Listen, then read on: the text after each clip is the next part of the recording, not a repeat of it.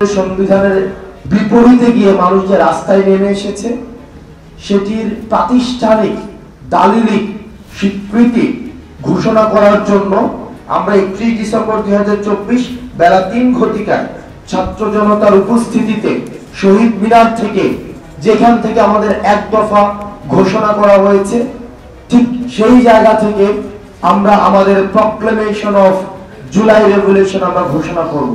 বাংলাদেশে কি নতুন সংবিধানের সূচনা? বাংলাদেশে কি মুছে যাচ্ছে বঙ্গবন্ধু মুজিবুর রহমানের সময়কার সংবিধান? সাংবাদিক বৈঠক করে সেই ইঙ্গিতই দিয়েছেন সে দেশের ছাত্র সংগঠনের নেতা হাসনাত আব্দুল্লাহ। তাদের মতে মুজিববাদী ৭২-এর সংবিধানের কবর রচিত হবে। জুলাই অভ্যুত্থান, যে গণ অভ্যুত্থানটি হয়েছে, এই গণ অভ্যুত্থানের মধ্য দিয়ে মানুষ ৭২-এর মুজিববাদী সংবিধানের বিপরীত অবস্থান নিয়েছে। এই যে মানুষ ৭২-এর মুজিববাদী সংবিধানের বিপরীত অবস্থান নিয়েছে, এটি একটি লিগ্যাল ডকুমেন্টেশন থাকা উচিত।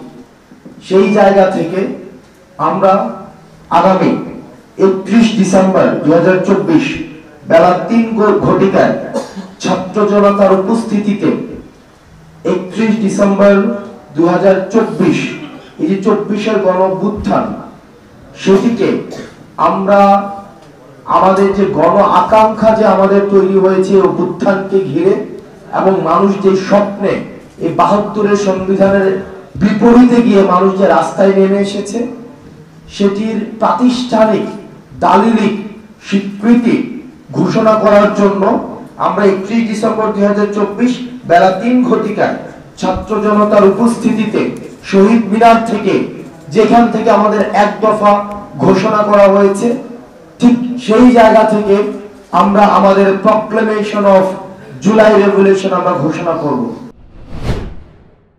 ঘোষণাপত্রের খসড়া প্রকাশ করে তাদের দাবি 1971 সালের লড়াইয়ের মাধ্যমে যে বাংলাদেশ গঠন হয়েছিল তার কোনো প্রতিফলন ঘটেনি ৭২-এর সংবিধানে।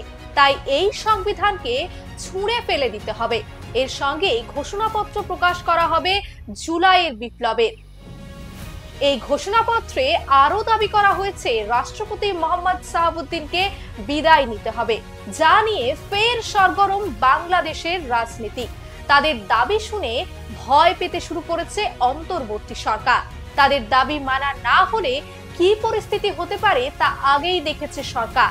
একদিকে বাংলাদেশে সাম্প্রদায়িক পরিস্থিতি, অন্যদিকে ফের ছাত্র আন্দোলনের ইঙ্গিত, যা নিয়ে ঘরের অন্দরেই চাপে ইউনূস। যদিও ছাত্রদের অনুষ্ঠানের সঙ্গে দূরত্ব ঘোষণা করেছে ইউনূস সরকার, সরকারের তরফে জানানো হয়েছে এটি একটি বেসরকারি উদ্যোগ, এটি একান্তই ছাত্রদের বিষয়, সেই নিয়ে আমরা মাথা ঘামাতে রাজি নই। অন্যদিকে শুক্রবারের মধ্যেই নির্বাচনী সংস্কার বিষয়ে পূর্ণাঙ্গ রিপোর্ট দেবে ইউনূসের কমিশন। এই বিষয়ে নবনির্বাচিত নির্বাচন কমিশনের সঙ্গেও সংস্কার কমিশন কথা বলেছে বলেই সূত্রের খবর। রবিবার এই খবর জানিয়েছেন কমিশনের প্রধান বদিউল আলম মজুমদার। কিন্তু বাংলাদেশের রাজনীতি এখন তেতে উঠেছে।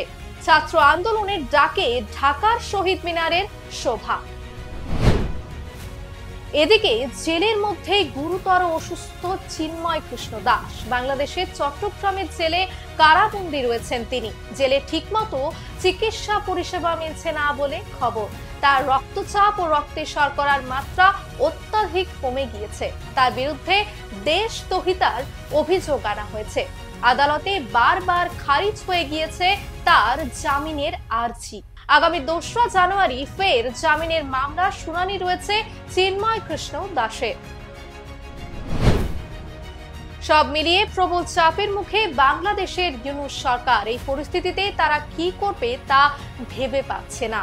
ফের কি ছাত্রদের চাপের মুখে পড়ে পতন ঘটবে ইউনূস সরকারের? এমন সম্ভাবনাও উড়িয়ে দেওয়া যাচ্ছে না। এই বিষয়ে আপনাদের কি মতামত কমেন্ট করে জানান।